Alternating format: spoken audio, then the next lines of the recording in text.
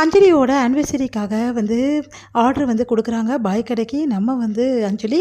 அதனால வந்து அபியும் வந்து அனுவும் வந்து அந்த ஆர்டர வந்து நல்லா வந்து செய்யணும் அப்படின்னு சொல்லிட்டு எல்லாமே எடுத்துக்கிட்டு சாப்பாடுலாம் செஞ்சு எடுத்துக்கிட்டு நேரா வந்து அங்க போறாங்க. நம்ம வந்து ராகவ் வீட்டுக்கு. அங்க வந்தோனே அபி வந்து செமையா டென்ஷன் ஆகுறாங்க. இந்த டெரர் பார்ட்டி வீட்டுக்குன்னா நான் வந்திருக்கவே மாட்டேனே அப்படின்னு சொல்லிட்டு செமையா டென்ஷன் ஆகுறாங்க.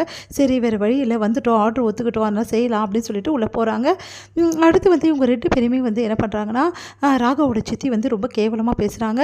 அத பார்த்து அஞ்சலி வந்து எனக்காக தான் வந்திருக்கா. இப்படிலாம் பேசாதீங்க சித்தின்னு சொல்லிட்டு சொல்லிடுறாங்க. அடுத்து வந்து இங்க என்ன பண்றாங்க, ஆகாஷ் வந்து ரொம்ப சந்தோஷப்படுறாரு. அனுவ பார்த்துட்டு அனு வந்து வர்றத பார்த்துட்டு அனுகிட்ட பேசுறதுக்கு ட்ரை பண்றாரு. ஆனா அனு வந்து அவாய்ட் பண்றாங்க. அபி என்ன பண்ணுறாங்க, ராகவ வந்து பார்க்கக்கூடாது அப்படின்னு சொல்லிட்டு போய் ஒளிஞ்சுக்கிறாங்க. அப்போ வந்து கரெக்டாக வந்து வாஷ் ரூமில் போயிட்டு ஒளிஞ்சுக்கிறாங்க. அந்த டைமில் ராகவ் அங்கே வந்துடுறாரு.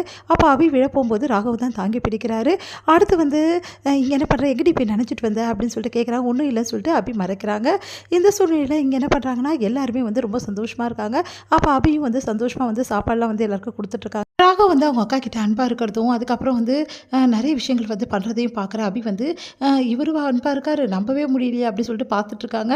அடுத்து வந்து ராகவ் வந்து ரொம்ப டெரர் பார்ட்டின்ற விஷயம் வந்து இங்கே இருக்கிறவங்களுக்குலாம் தெரியாது. அதனால் இவர் நல்லா நடிக்கிறாரு, தெரிஞ்சால் எப்படி இருக்கும் அப்படின்னு சொல்லிட்டு யோசனை பண்ணுறாங்க. அபி அனுக்கிட்ட இந்த மாதிரி வந்து எல்லார்கிட்டையும் சொன்னால் எப்படி இருக்கும் அப்படின்னு சொல்லிட்டு அவங்களே சொல்கிற மாதிரி இந்த டெரர் பார்ட்டி பற்றி உங்களுக்கு தெரியுமா, இவர் என்னெல்லாம் பண்ணியிருக்காரு தெரியுமா, என்னை ஓட ஓட விரட்டினாரு, அப்படிப்பட்ட ஆள் இவர் வந்து நல்லவர்னு எல்லாம் நம்பறாதீங்க அப்படி சொல்லிட்டு பேசிகிட்டு இருக்காங்க. கரெக்டாக அந்த டைமில் வந்து ரொம்ப டென்ஷனாக இருக்கார். ராகவ் என்ன பண்ணுறாரு, நேராக வந்து என்ன பண்ணுறாரு, அபியோட கையை அப்படியே பிடிச்சி வந்து என்ன நினச்சிட்டு இருக்கோம் மனசில் சொல்லிட்டு திட்டுறாரு. அப்படியே நினச்சி பார்த்துட்டு ஐயோ கனவுல கூட வந்து கையை தான் பிடிக்கிறாரு அப்படின்னு சொல்லிட்டு டென்ஷன் ஆகிடுறாங்க அபி.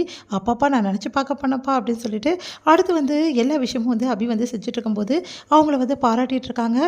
நம்ம வந்து பாட்டிமா இதை பார்க்குற லாவணியா வந்து செமையாக டென்ஷன் ஆகிறாங்க. அதே மாதிரி வந்து ராகவோட சித்தியும் செமையாக டென்ஷன் ஆகிறாங்க. இந்த அபி இப்படி விட்டு வைக்கக்கூடாது, இவன் இங்கே இருக்க வரைக்கும் தொல்லை தான், இவளை ஏதாவது ஒன்று பண்ணணும் அப்படின்னு சொல்லிட்டு யோசிச்சுட்டு இருக்காங்க. இந்த சூழ்நிலையில் அபி வந்து எல்லா இடத்துலையும் தெரிஞ்சிட்டு இருக்காங்க. அப்போ வந்து அபியை பார்த்து ராகவ் வந்து பார்த்துடுறாரு.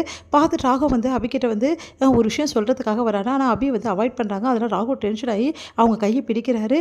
கையை பிடிச்சிட்டு அபி வந்து என்ன பண்ணுறதுன்னு தெரியாமல் முழிக்கிறாங்க. கரெக்டாக அந்த டைமில் லாவணி அங்கே வந்துடுறாங்க. அபியும் வந்து ராகவ் வந்து கையை பிடிச்சி நிற்கிறத பார்த்து செமையாக டென்ஷன் ஆகிறாங்க.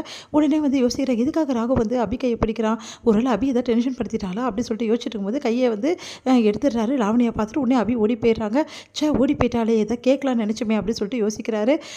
உடனே வந்து லாவணி என்ன ஆச்சு அப்படின்னு ஒன்றும் இல்லை அப்படின்னு சொல்லிட்டு சொல்லிடுறாரு ராகவ். அபி வந்து சமைச்சு வச்சுருக்க சாப்பாட்டில் வந்து அதிகமாக உப்பையும் காரத்தையும் வந்து கொட்டிடுறாங்க நம்ம ராகவோட சித்தி. அதனால் வந்து நிறைய வந்து உப்பாகிடுது, அதே மாதிரி காரமாகிடுது. இந்த கான்ட்ராக்டை வந்து கேன்சல் பண்ணுவீங்க அப்படின்னு சொல்லிட்டு அம்மா கிட்ட போய் சொல்கிறாங்க. உடனே வந்து பாட்டி என்ன பண்ணுறாங்க, சரி அபிக்கு இன்னொரு சான்ஸ் கொடுக்குறேன் அபி, எப்படியாவது இதை வந்து சரி பண்ணிடு அப்படின்னோடனே சரி நான் சரி பண்ணிடுறேன்னு சொல்லிட்டு அபியும் சொல்கிறாங்க. அதே மாதிரி வந்து அபியும் அழகாக சரி பண்ணிடுறாங்க.